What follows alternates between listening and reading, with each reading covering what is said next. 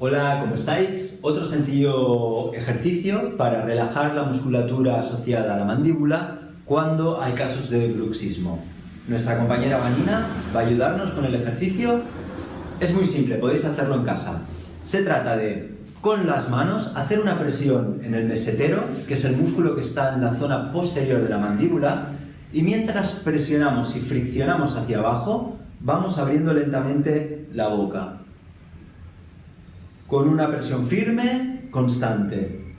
Este mismo ejercicio lo podemos hacer con el parámetro inverso. Mientras abrimos la boca, lo que haremos es friccionar ascendentemente esta musculatura. Así relajamos tanto a nivel de piel, como de fascia, como de músculo.